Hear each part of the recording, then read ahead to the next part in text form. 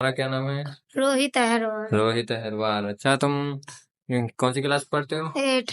8 class में पढ़ते हैं। पास एक रोहित नाम का लड़का है जो 8 क्लास में पढ़ता है। इसका कहना है, इससे जो पूछेंगे अभी आपको पता चल जाएगा। आप भगवान को मानते हो? नहीं, देखो, ये भगवान को नहीं मानते और 8वीं क्लास में पढ़ता है।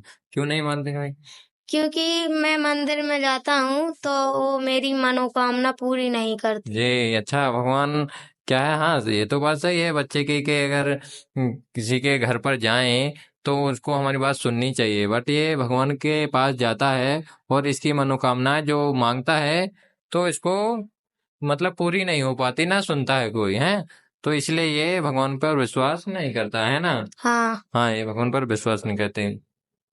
फिर तुम किसे मानते हो? हम बाबा साहेब को मानते हैं। अच्छा, ये बाबा साहब को मानते हैं, भगवान को नहीं मानते? नहीं, क्यों नहीं मानते, अब ये बताओ। कबीरदास जी कह के गए, जी। पत्थर पूजे मिले हरी, तो मैं पूजूं पहाड़। हाँ, हाँ। घर की चक्की कोई ना पूजे, हाँ, जिससे पीस खा संसार। हाँ, अच्छा। उनका कहना है कि कबीरदास जी ने कहा है, पत्थर पूजे हरी मिले तो मैं पूजूं पहाड़, और घर की चाकी कोई न पूजे जिससे पीस खाए संसार। इनका मतलब ये है। तो इसलिए ये भगवान को नहीं मानते हैं। ठीक है। अच्छा, तुम कबीरदास जी को पढ़े हो? हाँ, अच्छा, तभी ये कह रहे हैं। तो अच्छा, अंबेडकर जी को मानते हो तुम? हाँ मानते हाँ, हैं। अंबेडकर जी को मानते हैं। क्लास 8 में पढ़ने वाले बच्चा है ये। संविधान के बारे में तुम पढ़े हो? हाँ पढ़े। हाँ, संविधान में क्या है? हमको संविधान ने हमको आजादी दी है। अच्छा, इनको आजादी दी है। किससे आजादी दी है, ये बताओ।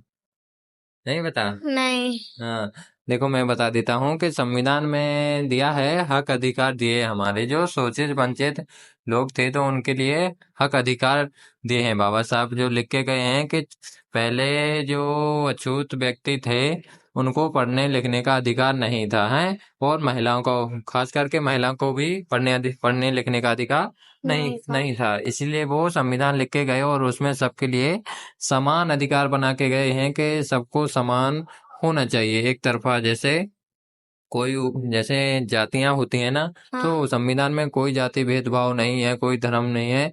मतलब कि जो जिस जाति से हैं तो उसे कोई मतलब नीच करके नहीं बोला पुकार सकता या कोई गंदे शब्द नहीं बोल सकता है, और सबको पढ़ने का बराबर अधिकार दिया है। यही है ना बात? हाँ, हाँ, इसलिए ये तो मैं और बता दूं कि महिलाओं को भी खास करके बहुत सम्मान दिया है कि महिलाएं पहले पढ़ नहीं सकती थीं, अब पढ़ने के लिए बाबा साहब ने अधिकार दिया है। संविधान में लिख के गए हैं कि महिलाएं पढ़ सकती हैं, जो चाहे कर सकती हैं, पुरुषों के बराबर पर। ठीक है। हाँ, तो ये हमारे साथ एक छोटा सा लड़का जो 8 क्लास में पढ़ते हैं, इनका नाम रोहित है, जो भगवान को नहीं मानते हैं, ये बाबा साहब को मानते हैं। इनका कहना है कि भगवान जब हमारी बात नहीं सुनता है तो हाँ, तो हम भगवान को नहीं मानते। इनका सही कहना है।